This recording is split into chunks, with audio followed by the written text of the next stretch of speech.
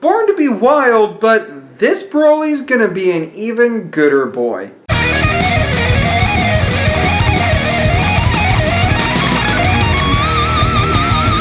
What's up everybody, StevDeS here, and welcome to another installment of Dragon Ball Days. Today we explore a possibility that I didn't really see much on this platform. A possibility that would definitely change things as far as the continuity of Dragon Ball and Dragon Ball Z. So let's explore what very few people have been curious about. What if Broly landed on Namek? I'd like to preface this by saying if there are any ideas that have been similar to this, that's purely coincidental. Honestly, I've not seen anything about Namek Broly. I did see this 1 hour-long archive, which was part of a live stream, but I did not have the patience to sit through that whole video.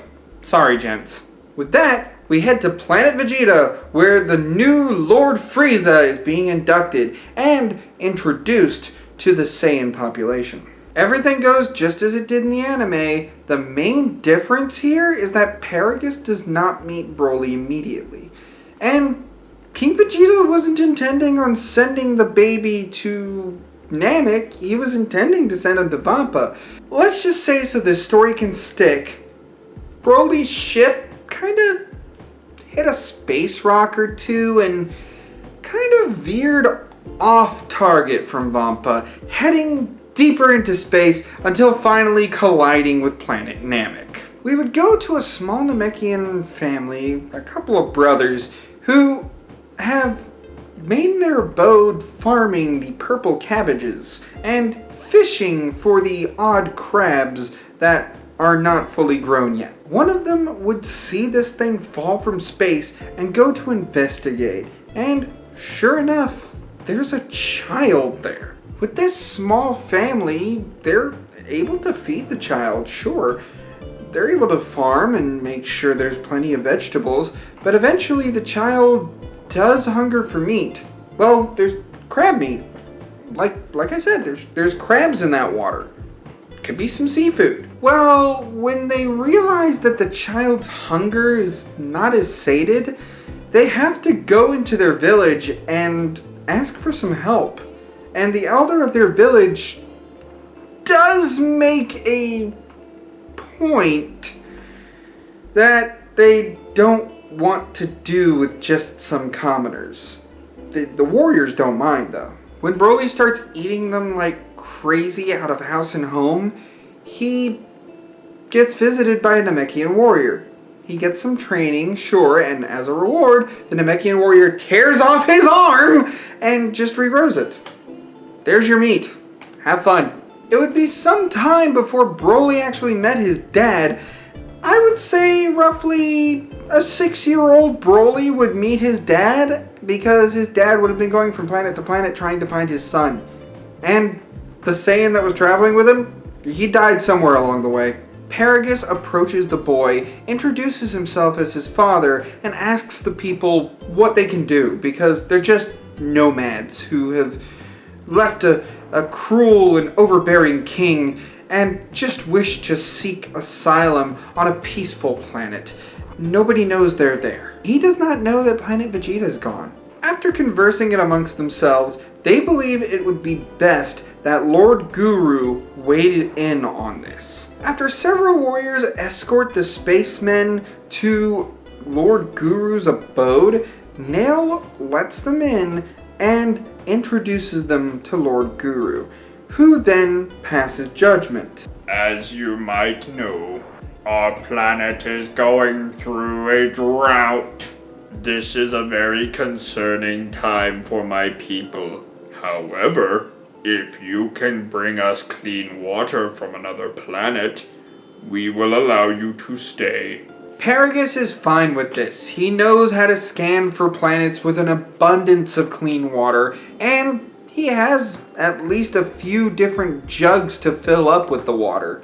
So, the planet's saved. The drought's not as insane on Namek's population, therefore, more Namekians actually survive. As of the time of Dragon Ball Z, we wouldn't even know that Broly and Paragus are on Namek. The child grows and trains with the Namekian Warriors, along with learning meditation. This is a far more constructive way for Paragus to control Broly's outbursts. Broly and Paragus would wear the Namekian's garbs and blend in with the society. Broly's immense power would just grow through the sagas, up until the end of the Saiyan saga, where the Frieza forces descend upon the planet. After seeing Frieza's flagship go by, Paragus urges Broly to just meditate and let it go. He does not want Broly to be anywhere near Frieza. Paragus was only able to stop him for a couple of villages, putting Frieza about where he is in the anime as far as how many Dragon Balls he's collected. After hearing some screams in the distance, Broly has had enough, and he goes against Paragus' order and takes off towards the village, Paragus in hot pursuit. Broly is able to stop the first death of Namekians from happening and glares at the group of aliens that have set foot on his planet. Well, well, well, a couple of monkeys actually took refuge on this planet. How lucky you are. Lord Frieza, listen. You can take Broly and I. Just do not harm this planet. They've done nothing against you. Take us instead. Oh, please, I'm not going to listen to a couple of monkeys. Dodoria, take care of this nuisance.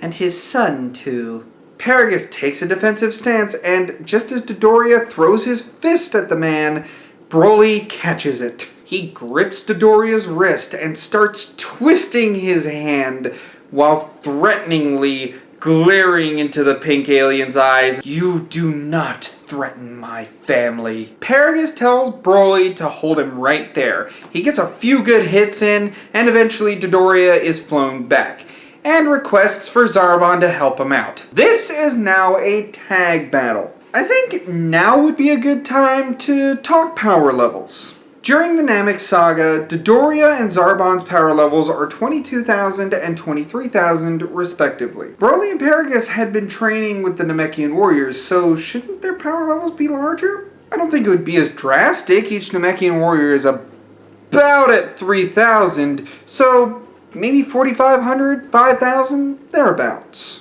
In the movie, Paragus was an old man with a power level of 4,200. This is more than likely due to his age, and at his prime, he was probably a lot stronger than that. He's a bit aged as far as being an adult, but he is still battle ready, so I think he would be a lot stronger than 4,200. If Bardock was a low-ranking Saiyan and his power level was almost 10,000, I would assume that Paragus would be much stronger than Bardock at this point. I could see Paragus reaching 2,100, just under Dodoria. Broly is another story. It's commonly thought that Broly as a baby was at the whopping power level of 10,000.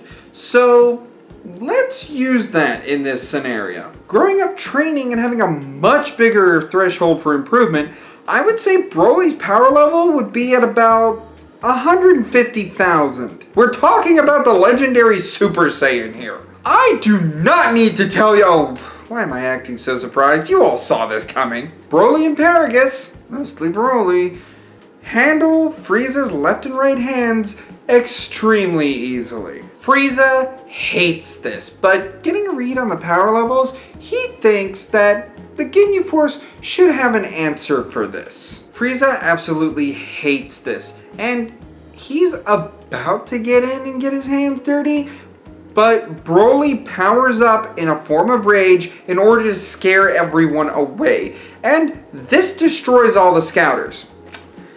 Well, that means Frieza's gonna have to, focus on getting scouters so he knows how to find the rest of the Dragon Balls now. He retreats for now. Yet that immense power-up from Broly is more than enough to overload the scouters. Broly is happy he was able to help his village, but on a nearby hill, he spots a bald man and a child looking at the carnage from above. Father, more of them! Huh? They don't look like Frieza forces. Calm down, Broly. Hey! Calm down or you're going to die! That's definitely convincing enough for Krillin, and he and Gohan descend and explain why they're on Namek. Explain about what happened with the Saiyans, and how their friends died, and how they just want to bring their friends back to life. Well, forget it. We have no interest in helping you. Can your dragon bring people back to life? Broly, we are not helping them. But you stopped me before. Look at these Dragon Balls. Those people needed me, and I could do nothing to save them. We failed them, Father. We need to bring them back to life. Paragus thinks about this for a second, and then he looks at the bald one. He asks Krillin, what kind of Saiyans did they fight? Krillin tells him about the big bald guy, and he does have a name for the second Saiyan, Vegeta. This piques Paragus' interest. He's still a Saiyan after all. Very well. But should Vegeta meet us on our path, he's mine, do you understand? Krillin and Paragus agree, and they also agree to use the Earth Dragon Balls to revive the Namekians that were killed by Frieza and his men. The Saiyans take the Dragon Balls and head to the Earthlings' camp. Broly is excited to be able to help his people, and the Namekians are told to run and hide until everything is taken care of. This is where we will be closing things for this scenario for right now. So what do you all think? Do you think Broly and Paragus are going to add something to Z, or take away some important parts of Z? Leave your comment below. For more what-ifs in the realm of video gaming and Dragon Ball alike, such as if another Saiyan left his mark in the world of Dragon Ball, go ahead and hit that subscribe button. Like the video if you enjoyed it, and as always, I'll see you in the next one. Ciao! Broly's a good boy.